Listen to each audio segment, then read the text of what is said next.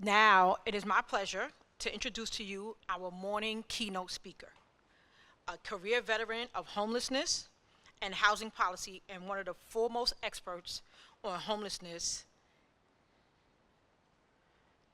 in the nation, CEO of the National Alliance to End Homelessness, and Oliver. Did I say it right? Oliver. Thank you.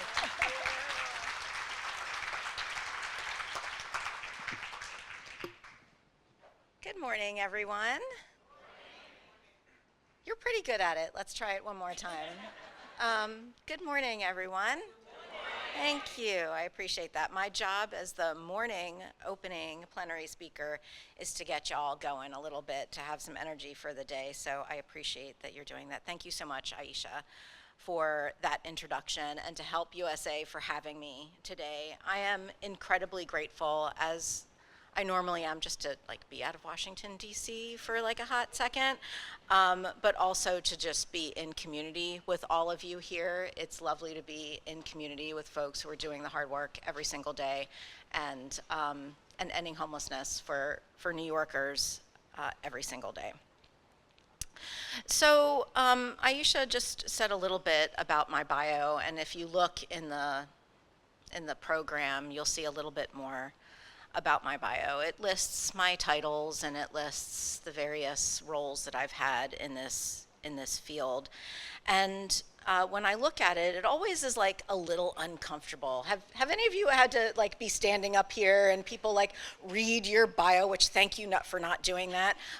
They read your bio and you're like, ooh, that sounds weird. It's always a little uncomfortable. And it's not because I'm not proud of the work that I've done. Ending homelessness is my life's work, and I'm pretty clear about that.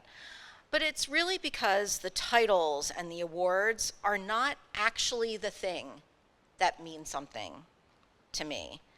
What means something to me, what I keep close, and what I always keep in the back of my mind is the people that I have served and worked with in my career in homeless services.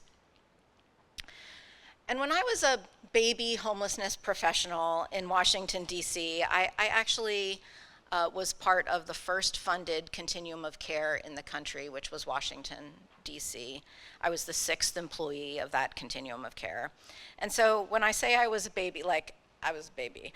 My boss let me run what eventually became the city's first Housing First program. We didn't call it that. We didn't have that name at the time. We called it the Special Outreach Program, which sounds ridiculous now, but that's what we called it.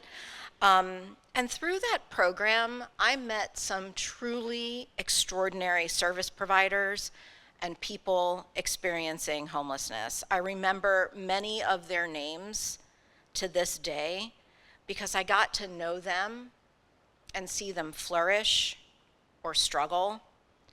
For some, I was able to be present or around when they passed away with dignity in housing. And I, in turn, sometimes flourished and sometimes struggled with the weight of this work. And one man who will forever serve as my touchstone when I need to remember why I'm still at this. There's one man that sticks right here. He was unsheltered, he was addicted to alcohol and a combination of drugs called a speedball. Speedball, if you don't know, is a combination, or at least at that time, it might be a little bit different now, is a combination of cocaine and heroin. He was considered by a lot of people in our system as unhelpable. He refused offers of help time and time again, instead opting for blankets when we offered them or a gift card to McDonald's, and we were sure that he was going to die outside. That is, until he didn't refuse anymore. One day, he decided to accept help. We paid for him to go into medical rehab that day. The day that he said he wanted help from us was the day that we responded. We got him into medical rehab that day, and over time, a couple of years with the regular, usual battles and setbacks, Over time, he reconnected with his kids. He found a job that he enjoyed, and he got into housing. And one day, I didn't need to subsidize his rent anymore because he was thriving on his own terms.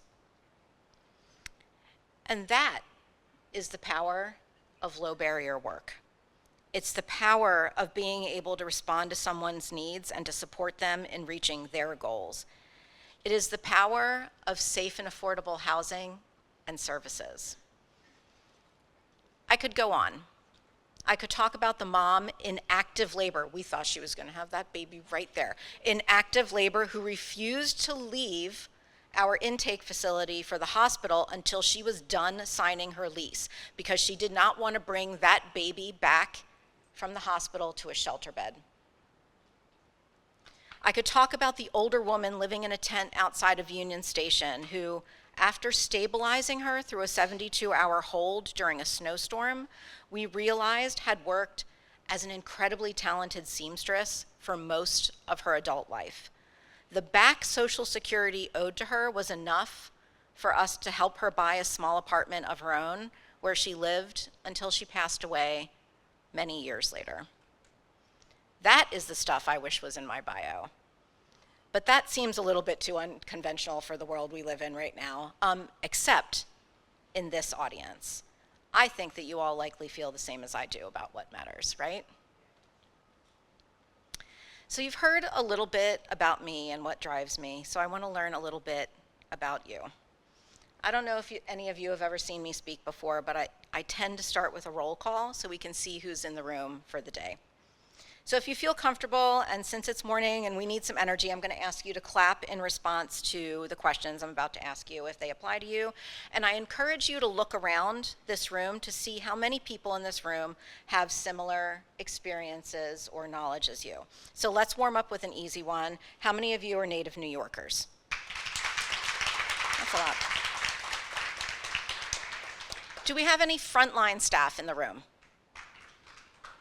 Good way to represent frontline staff, thank you.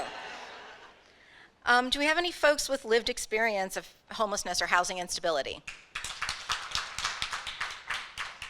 How about government, state or local government staff?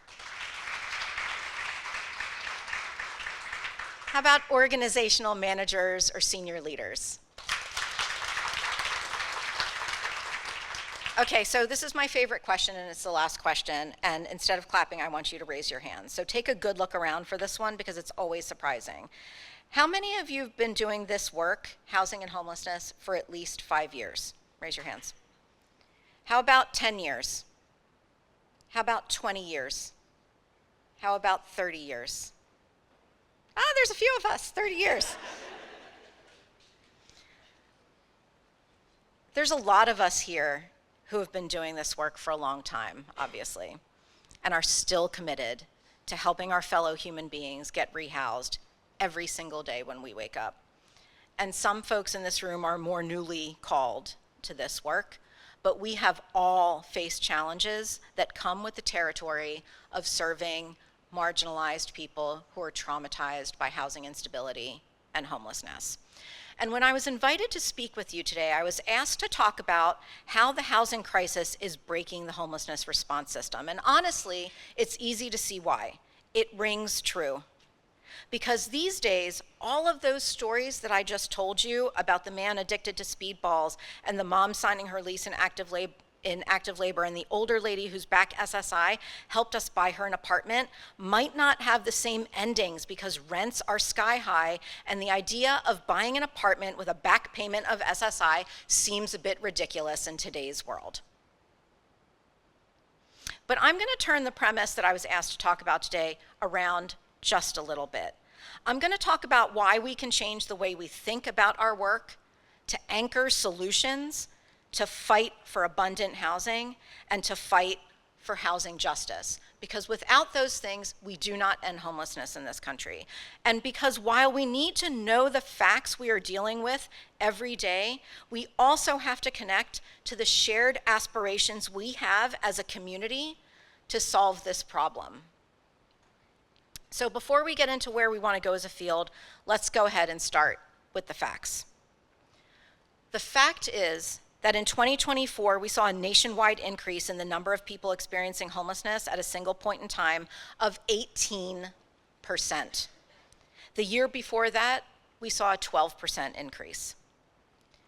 The fact is, that increase means 771,000 people, the highest number since we began reporting that data to HUD, are sleeping on our streets and in our shelters every single night. The fact is that in 2024, we saw increases reported across all populations and subpopulations of people experiencing homelessness except one. Do you know which one? Veterans. Thank you. Veterans. And the fact is that that decrease in the number of veterans experiencing homelessness is not by accident. For years, we have seen investments in ending veteran homelessness much closer to the scale of need as compared to others. We have bipartisan leadership on ending veteran homelessness, and we have strong program and policy in this area, including programs run by people in this room. The fact is that the difference between incomes and the cost of housing is growing each and every year. The fact is that when people in community, on average, pay more than 32% of their income towards rent, homelessness increases more and more rapidly. And the fact is that 22.6 million renter households do spend more than 30% of their income on rent and utilities. That is a big potential pipeline into housing stability and homelessness.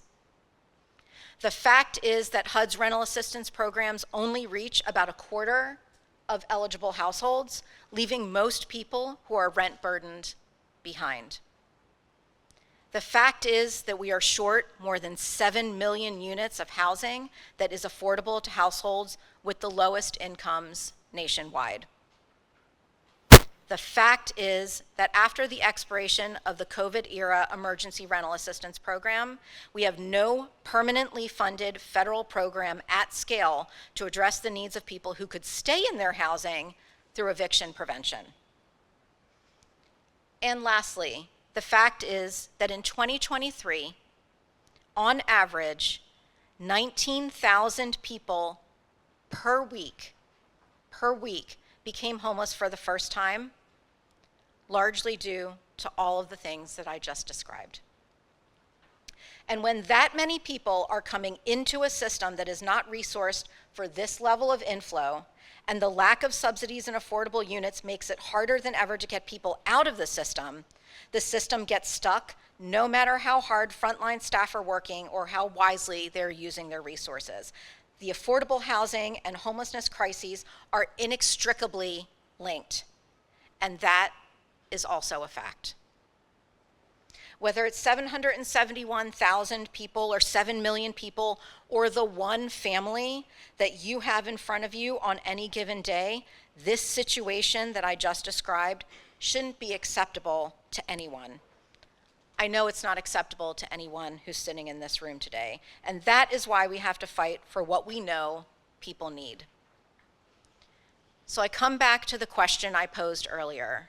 Rather than focusing on the differences between the homelessness and affordable housing sectors and related crises, I would challenge us to instead think about how we can change the way we talk and go about our work to anchor solutions like housing and services, to fight for abundant housing for everyone together. Because when everyone in a community has access to safe and affordable housing and the services and care that they need, the community as a whole is safer, stronger, and more resilient during hard times. And that feels like something most people can get behind, whether they know anything about homelessness or not. Now is the moment to band together because homelessness and housing is on everyone's radar. They see people living on the street in their community, and it cannot be ignored. Affordable housing is a topic of conversation in kitchens and at barbecues and in state houses and in mayor's offices all across this country. And right now, we have an opportunity to harness the nation's attention about homelessness, about housing instability, about economic and systemic inequities into something positive and powerful that will move us towards the future that we all want.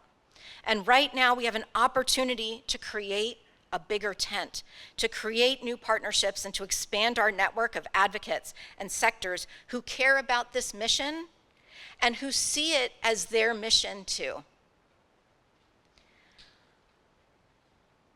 I know that a lot of us feel right now, today, like it's the opposition's moment.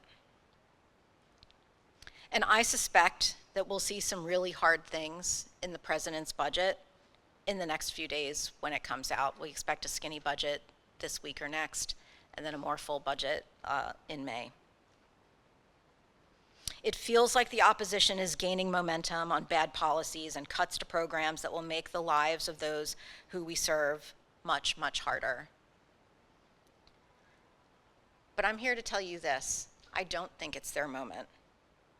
I think we have to remember who we are, what our values are, and why we're in this work. And, you know, I'm not like Catholic. I'm a little bit like of a recovering Catholic.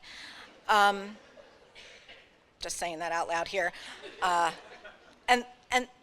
the passing of Pope Francis last week made me think about a story that's helped me to remember how to lead, even in those moments where we feel like it's the opposition's time. I'm Latina, so when I talk about my family, I'm going to talk about my tío. That's my uncle, for those of you who don't speak Spanish. My tío Mario was a Catholic priest, serving in an order dedicated to education. He spent most of his life working to ensure that kids all over Latin America had access to education, including working in some of the remotest and poorest regions of the world. He touched a lot of people with his generous spirit, and as an adult, I have felt sort of a kinship with him beyond our familial bond because of the mission-oriented work that we both shared, and he passed away last year. At his funeral, people came from around the world to honor him, and as I watched people pour into the church for his service, I felt the community's love and respect for him. And during the service, the head of his order, who flew in from Rome for this, for my uncle's funeral, told a story about when the Pope, not Pope Francis, some other Pope, when the Pope told my uncle's order that the schools that they had worked so hard to support had to be closed. It was devastating news. It was devastating to my uncle. It was devastating to his brothers. But my tío and the brothers kept fighting and working towards their goals. They continued to approach their mission with determination and joy and love. And although it took some years and a lot of effort, eventually those schools were reestablished and their work got back on track. And the head of his order went on to say that he learned 3 important things from my uncle during that time that he carries with him and that the story that he told illustrates. The first is, we must always stay united. The second is to never lose your joy. And the third is to keep fighting for what you believe, even through the hardest of times. We can do the same in the face of challenging circumstances.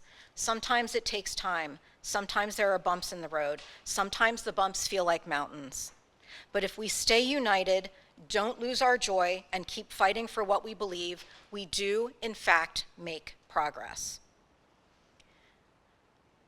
Do folks here know the term glimmer?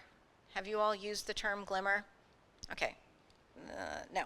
Okay. So a glimmer is sort of the opposite of a trigger. It's an intentional way to ground ourselves in the positive when it's really easy to get lost in the negative.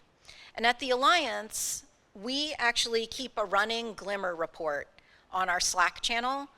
And I just want to share a few today because I want to be clear that good work and progress are happening in communities across the nation.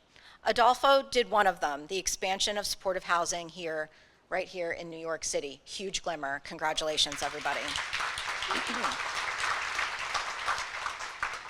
In recent weeks, the city of Austin announced a $2.2 million program available for homelessness prevention. And I know that in New York City terms, $2.2 million is like meh, but in Austin terms, $2.2 million is a lot of money. And they decided to put some of their efforts, their local dollars, into homelessness prevention. Saginaw, Michigan saw a 6% decline in homelessness in this year's point in time count. And overall, the state of Michigan is going to report a decline as well.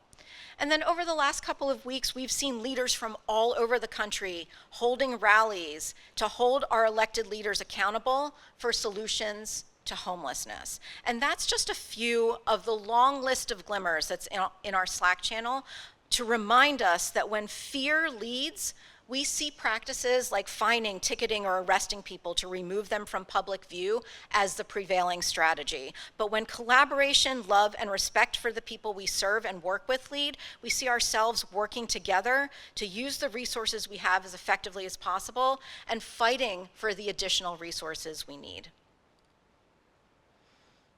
We at the National Alliance to End Homelessness and the leaders in our sector, we feel like we have a responsibility to use the tools we have at our disposal to push for the change our field needs, to educate and challenge policymakers at all levels to take action on what works and to share and shift power. And we do that not just by being clear about our values, about what drives us, but by focusing in key areas of impact. First, we embed lived experience and equity throughout all of our internal and external facing initiatives because we know that if we don't, marginalized people will suffer even greater disproportionality than they do today. Second, the second area is sort of like our bread and butter, policy, practice, and research. This means that we are pursuing a bold, evidence-based policy and legislative agenda to get housing resources and support that you need to serve people experiencing homelessness here in New York City and New York State. The third area is focus on community and movement building, which for us means strategic communications, expanding our direct work with states, and bringing more and more people into our tent, making our mission their mission. And to do all of that, we're intentional about our culture and capacity so we can sustain this work over time. By aligning our work with our values, we can accomplish some really important goals. We can get folks on our side who might be on the fence about supporting the development of more affordable housing in their communities. We can pass legislation and budgets at the state or national or local level that support evidence-based policy, including adding to our affordable housing supply, expanding rental assistance, and preserving the affordable housing stock that we already have. We can learn from and align from other movements and build more cross-sector partnerships because homelessness is an injustice tied to many other injustices. And we can equip communities with the tools they need to implement evidence-based approaches that treat people with dignity and equitable practices to ensure that everyone has a place that they can call home. And we need your partnership to make sure that we're doing everything we can to meet the needs of folks experiencing homelessness and the people who serve them. So please, please, keep supporting evidence-based programs that work in your communities and that act as the foundation of our ability to get folks into housing. Please continue to focus on the equity work that is so important to our progress, and that means partnering with and hiring people who have lived experience of homelessness and housing instability. Please support local and national efforts to combat policies and laws that are grounded in fear rather than love and respect. Work with us to reclaim the narrative about affordable housing and homelessness by talking about this intersection with your staff, your board, your donors, and with your friends and families. And maybe most importantly, with your local leaders, including your members of Congress. And make connections with each other and with us today and in the months to come so that we can do all of this work together. And as I end, I'm going to bring it back to my Dio Mario. Stay united, don't lose your joy, and fight for what you believe in. And if we do that, we can do extraordinary things, even in the face of strong headwinds. Thank you all for being here. Thank you for your time. Thank you to Help USA for putting this incredible event together. And I hope that you all have a great rest of your day.